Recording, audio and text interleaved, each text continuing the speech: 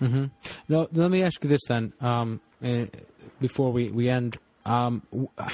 Because what I'm seeing now, for a while, I think that a lot of people like yourself and others who were trying to alert your fellow citizens to the issues and the perils facing the country, a lot of the effort was going into exactly that, into education, to try to make people aware of what was happening. Now I get the sense that people are waking up en masse to what's going on, and I feel that it may be time to look towards some solutions. In your view, how can, because again, this is something that I brought up with Dr. Lackman before, because we talked about the possibility of a full default and a return to the drachma, and what he said was, well, that's a very feasible option if there were to be cooperation with the international bodies and the other banks. But if the banks don't cooperate, and if the EU and the IMF don't cooperate with Greece, it could be a very difficult time. But regardless, it may seem that Greece is stuck between a rock and a hard place, where they don't have any choice but to default on this debt, and it's just a matter of how to manage that default as best as possible so that the country doesn't really suffer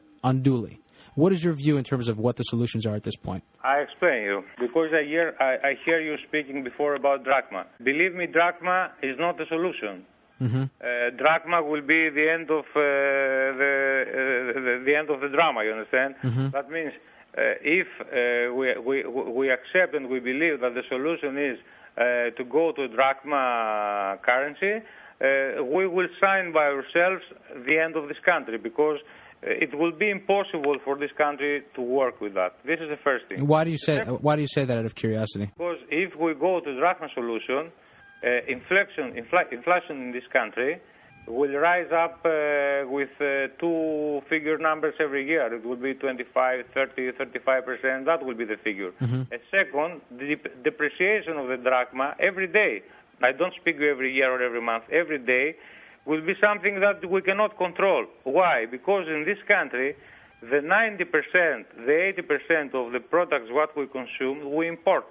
Mm-hmm. And even the products what we produce in this country, we import the raw materials to produce. You understand? Mm-hmm. So if this economy, it is 100% depending on international markets, you cannot work with drachma. It is impossible, and especially today with huge international competition and with speculation also. So we have to forget the drachma scenario. Is not existing, is not valid, is not helping anybody, and is helping only speculators to push with speculation, because unfortunately there are some stupid people believing that drachma will be the solution to the Greek problem. This is the first thing. The second thing is that drachma scenario cannot happen, because there is not any regulation on the European Union Treaty. We are in the common currency. We are in the Eurozone. There is not any procedure for every European Union country to leave the Eurozone. So there is not even legal procedure to do that. And third thing, because we have experience in this country regarding local currencies and euro, I will tell you something. If you go around this country, very close to our borders, to the former Balkan communist countries, who they still have their own currencies, mm-hmm. Whatever transaction we are going to do there, you do that in euro. Mm-hmm. They have their own local currency, but again, their economy is running in euro. Their transactions are done in euro. Their prices are fixed in euro. Everything is done in euro, even if they have their local currency. So the solution of the local currency is not a solution. It is a non-solution. It is really the end of this country, and we have to forget that. We can find the solution staying in the euro, without leaving the euro, because there is possibility. There are different solutions for us to get out of this nightmare, but let's say what politicians want is not the solution with profit of the country, let's say. Why? Because the real problem here in Greece, believe me, it is exactly what is all around the world. There is not any difference for the financial crisis here in Greece from the other countries. That means the real problem is banks. As international financial crisis, it is a primarily bank crisis. Even here is the same. We are going to adopt all these solutions because governments are working on behalf of the banks. They want to save the banking system, and they don't care what will happen to the real economy and to the Greek citizens. This is the real truth, besides all the complicated words and the complicated theories what you hear.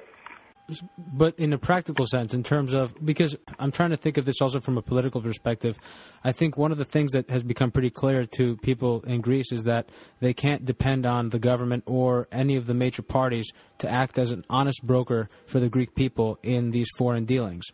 So having recognized that, they're looking for alternatives, but a real alternative doesn't yet exist. And what I'm trying to get... Alternatives exist. Yes, tell me.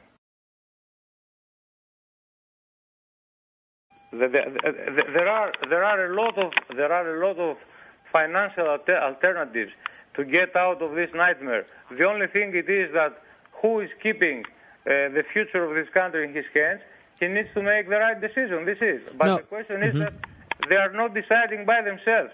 The governments here, believe me, they are working on the debt for more than 30, 40 years. They are making billions on the debt, even governments themselves.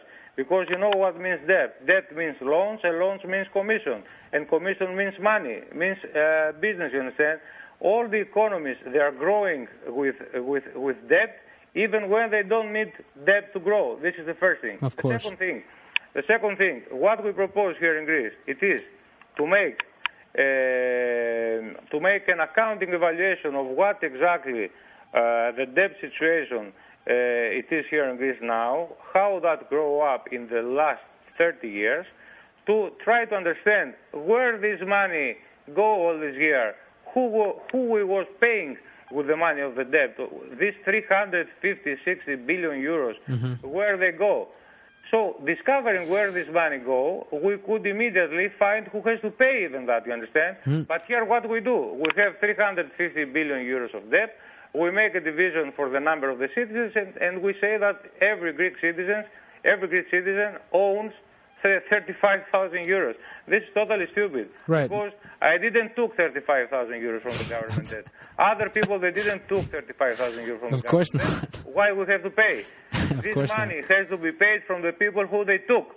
And the governments, they know very well who took this money, because even the governments took the money. Even the two political parties who are governing this country in the last 30 years, they took money from the government debt. They also own money to the banks. Both of them, they are owning to the banks more than 150 million each. So they are a part of the problem. That means that they cannot be the solution. Well, not only that, but we also know when Goldman helped the Greek government to enter the EU, the European Monetary Union, one of the loans that they gave them, if I remember correctly, it worked out to be effectively a 30% commission, if I'm correct.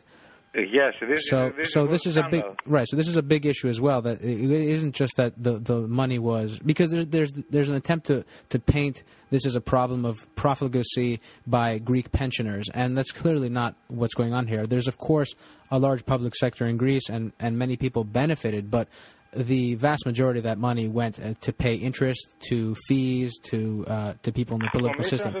But my question to you, when I meant that there wasn't a clear alternative, I didn't mean that there wasn't an alternative intellectually. Of course there is. There certainly is. But I meant in terms of the political dynamic, in terms of implementation, in terms of the need for some sort of a nationally sound government that has its priorities set. It seems to me that the people in Platea Syndagmatos and elsewhere, they don't want any of the governing parties. They don't want anyone from the parliament to govern them. So it means that there's a sort of a power vacuum, and that transition is where I feel like a lot of anxiety rests, because Greeks are willing to take the next step. They're willing to listen to people that make sense. But there isn't a clear leader or a clear group of people that are willing to initiate a political movement from what I've seen. Maybe you can enlighten us better because you've been there and you've been over this issue. Look, this transition, yes, I agree with what you say. people at this moment, they are not angry with some specific political parties. They are angry with all of them because people, they discovered after 30 years, let's say after the first democracy in 1974, after 30, 40 years of democracy here in Greece, they understood that all these people who are in the parliament, with very, very few exceptions, let's say people, 10, 15, 20 persons, could not making part of the financial scam. All the others, they were involved, and they were mixed. Why? Because quite all Greek political parties own money to the banks. Mm-hmm. What that means? To who they convince that they are working for the citizens. If you own to the bank, you work for the bank. You understand? So this is the first thing that the people understand. And second thing, believe me, because today we are not living to the 50s and to the 60s, and even people who are not educated, who didn't go to universities, etc., they are following internet every day, they're reading newspapers, they can understand what is happening around. And because the people, they understood, they wake up. And because they wake up, they are in the Syntagma Square, in the other squares of this country. This transition moment is difficult and is dangerous. I agree with you. But during, with these transitions, new, healthy forces will grow up, and a new political class will emerge in this country, and that will create the future governments of this country. Political class will change at 99%. People who are in the parliament today as deputies, you will not see them after 1 or 2 years. Nobody of them will exist because they are obsolete. Well, you know what? I agree with you, and I also feel optimistic about the situation. I want to thank you very, very much, Dr. Tobras, for coming on to our show and for talking about this issue. You just heard a Sound Money interview from my show covering the spread on 91.5 WNYE New York. For more news and headlines, as well as podcasts of our latest shows, you can visit my website at coveringdelta.com.